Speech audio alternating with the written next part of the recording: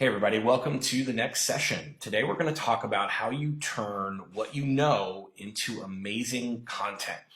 And we'll define content here as anything that you create, that you share across the interwebs, largely on social more than likely.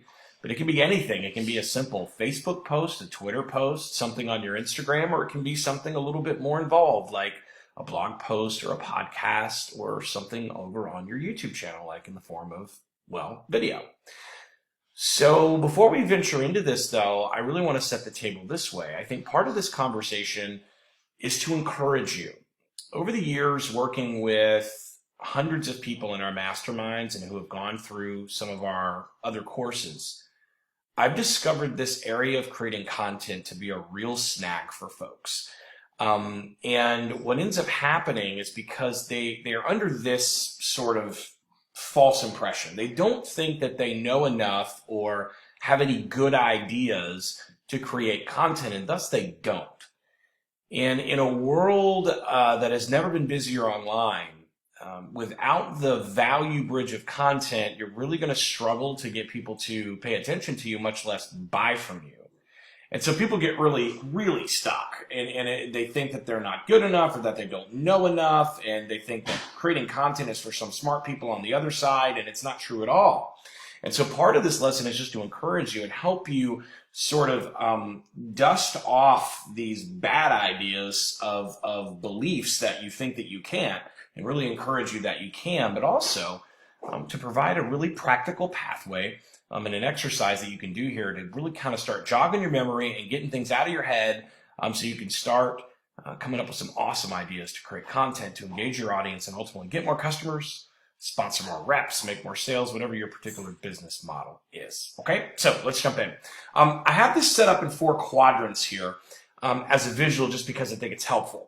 And so we're going to work from the left and kind of travel to the right and then down to the left and finally over here to the right. And I'll map this out as we go along. I want you to take out a pencil and a paper, pen and paper journal, as we do here in this program of Reloaded, because this is going to require you to, again, do some thinking.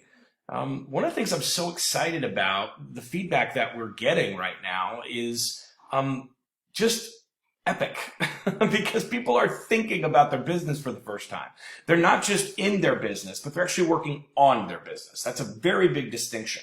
And so when you start working on your business and actually thinking about what you're doing and asking better questions, you'll get better answers and you'll get better results. So let's start and just make this kind of simple 4-quadrant diagram in your notes. And on the top left one, I want you to write this question. What do you know? What do you know about? And I want you to let the pen just go. Once we're done with this lesson here, I want you to really map this out, okay? It's going to be so valuable to you. What do you know about? There are things that you know about that I have no clue about. There are things that you know about that not only do other people not know about, but they want to know about them. And your knowledge is actually really, really valuable. And you might say, well, Gary, what are you talking about? Like, I know a bunch of stuff, but it doesn't pertain to my business. Don't worry about that yet. We're not in that quadrant. I want us to just think about what do you know. For instance, there's someone in our Reloaded group that knows a lot about crocheting. Okay, now I know nothing about crocheting, but this person knows a ton about it, and it actually can relate to their business, which we'll talk about in a minute. But they know a lot about that. That's something you know. Maybe like I think about someone like Kristen Cano. You know how to do certain administrative things online to streamline functions to make it easier for business owners. Like a lot of people don't know how to do that. Or maybe you know how to teach people how to lose 15 pounds in the next 30 days. I mean, you really know it. You know the science, you know the calories, you know the macros, like you know how to do that. Maybe you know how to do a 3-day-a-week workout program that like nobody else knows, or if anybody else knows it, they don't know how to teach it as well as you. Maybe you know how to create amazing breakfast smoothies that nobody else knows how to. Again, whatever it is, maybe you know how to play guitar, maybe you know how to paint, maybe you know how to, do bonsai trees. I don't know, but what do you know? And write this down. It's important, and don't let the list stop. Don't let the list stop. What you're going to do here, and let me just get in front of it. What you're going to do is say, well, this stuff has nothing to do with my business, Gary. I'm just going to skip this. Wrong. Don't do that. One of the things I want you to do as part of quadrant 1 is realize, dude, I know a lot more stuff than I think I do. And then particularly if you've been struggling, or particularly if you've been kind of stuck in your business, it's really easy to get rutted and think, I don't know anything, I'm a loser, this is not working, everybody else is cooler than me, I don't have enough resources, I don't have enough knowledge. And your mind is not your friend. If you don't know that already, you need to know that. It's a mindset talk, I won't go there, but your mind's not your friend. So I want you to get this list out, one, to just kind of give yourself a little edification, like, hey man, I know a bunch of stuff. And then we're going to take this list, we're going to move over into quadrant 2, and I want you to start circling or highlighting or starring or however you do it. How does what you know relate to your business? Now, not everything on that list is going to relate to your business, clearly, but I bet you there are 1 or 2 or maybe 3 things that do. And if there's more, great. If there's not, that's okay. How does what you know relate to your business? And maybe the better than how is what of what you know. It's kind of an odd sentence, but what of what you know relates to your business. So for my friend that does crocheting and knitting, they could circle this one because that's something that they actually periodically do tutorials about. That clearly relates to their business, okay? But how does what do you know that actually relates to your business? Just circle those, highlight those. Now we go down to the quadrant, the bottom left quadrant. This is so important. If you've been around me for longer than 5 minutes over the last half decade, in my courses and my masterminds, I talk extensively and probably to some of you ad nauseum about the value bridge. And the value bridge online is so important. And it's if you imagine a bridge and it's crossing over this big valley, this big, like, huge ditch, one of those, like, you see those old movies, there's like this mountain range and there's like this foot-wide long wooden bridge that goes across, right? And so you're on one side on the internet, your prospect client, potential audience member, potential buyer on Facebook's on the other side, or on Instagram or wherever. And you guys have to find each other in the middle. Well, the way you get there, the planks in the bridge are value. And the value is really simple. I think value is an overused construct in internet marketing because people do not define it effectively. Here is the ultimate definition of value. It's the questions that you answer for your audience that they're actually asking, and the problems that you solve that they are actually experiencing. So they've got a problem and they're going out to something like Google or YouTube or Facebook or wherever, and they're looking for a solution. People do it all the time. You've done it a million times. You've gone out and looked up something like, what's the best way to deep clean my stove? What's the best way to lose 15 pounds? How do you oil pull? That was something we looked up just a couple weeks ago, like doing oil pulling for your teeth, right? I mean, people ask these questions all the time.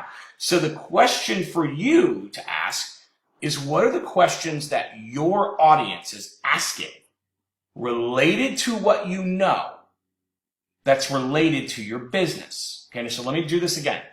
What questions is your audience asking related to what you know that's related to your business? Okay, you see this kind of little, again, this almost looks like a miniature triangle of trust like we talked about before. But now it's more specific because we're talking about, like, how do you actually post stuff and create things? So what are the questions that they're asking? And you might say, Gary, I have no idea. That's okay, because you got the power of the Google, my friend. So go out to Google, and this is a really fun experiment. Okay, I want you to go out to Google and in the search bar, start typing the beginnings of questions that you think maybe some of your audience might be looking for.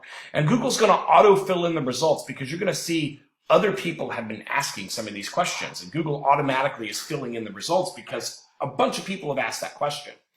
And so you automatically start to know when you finish that question and hit enter and you see all these search results that people are in fact asking those questions. Or if you type in a question that Google's like, I got nothing, then they're maybe not asking that question.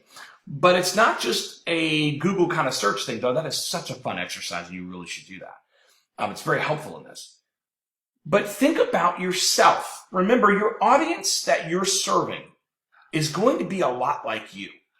They're going to be a lot like you. So when you first learned this thing that you know, and then you channeled that knowledge, some portion of it, into a business or a service or an opportunity or whatever it is that you have, you had questions too. You had problems that you were trying to solve. What were those? Write that down in this left quadrant exercise portion here. Because again, your audience is going to be largely a mirror reflection of you.